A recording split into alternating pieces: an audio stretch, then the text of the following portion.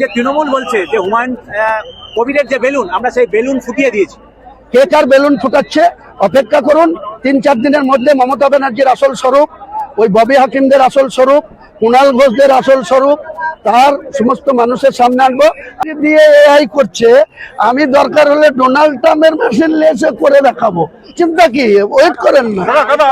Donald ট্রাম্পের নিয়ে আসবেন আপনি মেশিন? হ্যাঁ, ও ইসরায়েলের নিয়ে এসছে। ইসরায়েল, মমতা ব্যানার্জি ইসরায়েলকে গডফাদার বলছে। তো ইসরায়েলকে যদি ও গডফাদার বলে, আমি ট্রাম্পকে গডফাদার বলতে আপত্তি কিসের? অসুবিধা নাই, করে দিচ্ছি। 3 দিন ওয়েট করেন, 3 দিন ওয়েট করেন, জবাব দেবো। বলছে আমাকে 1000 কোটি টাকা। আমাকে বিজেপি কালকে অমিত শাহ বলেছে যে লোকটা বাংলায় বাবরি মসজিদ করছে, আমরা যদি ক্ষমতায় 20 বছর নাও আসি, তার সঙ্গে কোনো কম্প্রোমাইজ করব না। কে বলেছে? ভারতবর্ষের স্বরাষ্ট্রমন্ত্রী বলেছে। আর আমিও বলছি, চ্যালেঞ্জ থাকলো যে 19/12/2025 যে ভিডিও 51 মিনিটের 19 মিনিটের প্রকাশ করা হয়েছে, আমি পুরো 51 মিনিটের ভিডিও 2-4 দিন অপেক্ষা করুন, করব।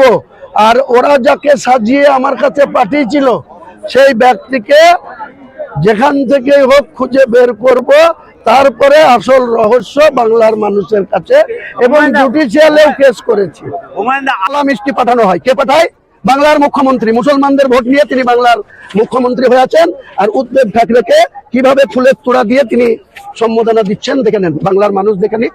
এবং আপনারা মিডিয়া পার্সনরা এই ছবি নিশ্চয়ই দেখে নিক। উদ্ধব ঠাকরেকে মমতা ব্যানার্জি রাখি পড়াচ্ছে হাতে, দেখে নেন। মুসলিমরা দেখে নেন, কত মুসলিম প্রীতি মমতা ব্যানার্জির, কত মুসলিমকে তাকে দিয়ে করেছে। এবং যে ইউটিউবারকে দিয়ে 8ই এপ্রিল ইউটিউবারটার জন্ম হয়েছে, ইউটিউবারটা খুলেছে 8ই এপ্রিল, আর 9 তারিখে সে একটাই ভিডিও করছে। এই ভিডিও 51 মিনিটটা কেটে, মহারাজ তো নকল মহারাজ।